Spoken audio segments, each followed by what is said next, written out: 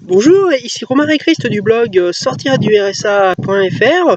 Aujourd'hui, je vais parler d'une erreur à ne pas faire lorsqu'on investit dans l'immobilier.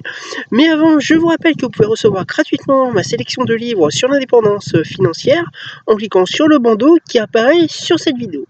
Donc effectivement, aujourd'hui, je vais vous parler d'une erreur qu'il ne faut pas faire lorsqu'on investit dans l'immobilier. Donc d'ailleurs, ils en ont parlé dans l'émission Capital sur M6 dimanche dernier. Donc je vous ai mis en description le lien du replay si vous souhaitez le regarder. Alors au départ, le sujet de l'émission n'avait rien à voir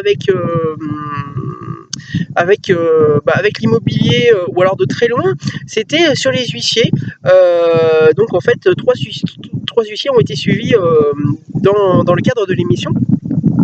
Mais vers la deuxième partie de l'émission, c'est devenu très intéressant, puisqu'on a pu voir le témoignage d'une femme qui a investi dans l'immobilier.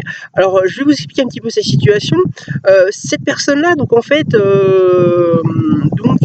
a reçu...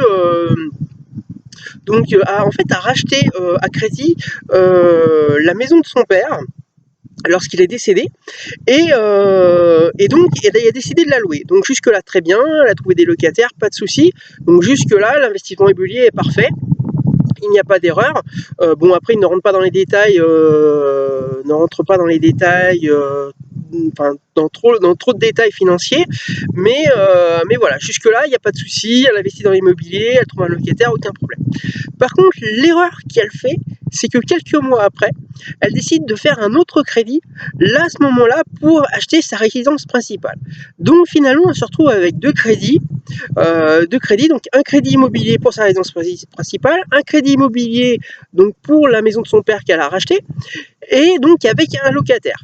Donc voilà. Là où est l'erreur, et elle s'en est rendue compte assez rapidement, c'est qu'au bout d'un certain temps, eh bien, les locataires ont décidé de ne plus payer. Donc elle s'est retrouvée d'ailleurs, vous le verrez dans l'émission si vous regardez, elle s'est retrouvée avec 6 000 € de loyer en retard, auprès de ses locataires.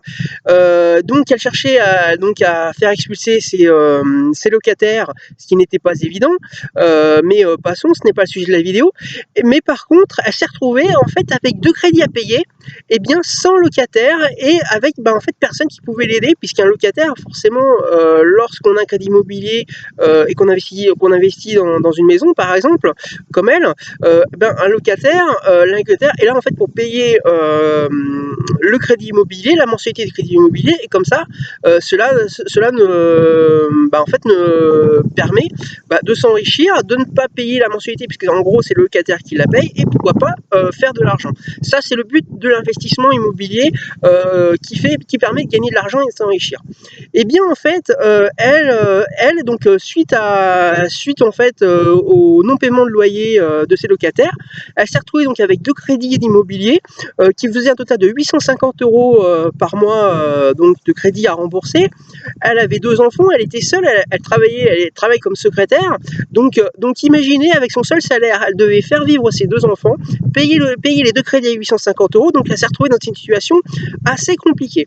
Et donc son erreur, là où je veux en venir, c'est qu'effectivement qu'elle prenne un crédit immobilier pour investir dans l'immobilier et le louer, il n'y a pas de souci. Par contre, en même temps, se retrouver à faire un crédit immobilier pour sa résidence principale, où là effectivement c'est à sa charge, parce que les locataires forcément vont pas payer son crédit immobilier personnel, donc en fait c'est son salaire qui payait donc le crédit de la résidence principale. Et ben là, patatras, avec deux crédits immobiliers, elle s'est retrouvée donc un petit peu dans les difficultés. Et là où je veux en venir, c'est qu'effectivement, quand on prend un crédit immobilier locatif, là il n'y a pas de souci, puisqu'effectivement le locataire, comme je disais tout à l'heure, paye la mensualité. Que vous ayez 2-3 investissements immobiliers locatifs, par exemple, n'est pas grave, puisqu'effectivement vous avez le locataire qui paye ses mensualités, donc pas de souci. Par contre, elle avec son crédit immobilier de résidence principale, et bien s'est mis en difficulté tout seul puisque s'est retrouvé avec 2 crédits à payer.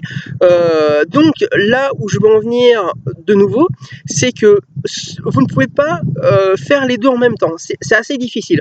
Soit vous investissez dans l'immobilier locatif, et là à ce moment-là, vous pouvez prendre des crédits immobiliers pour, et bien tout simplement pour payer pour que vos locataires payent la mensualité, mais en même temps,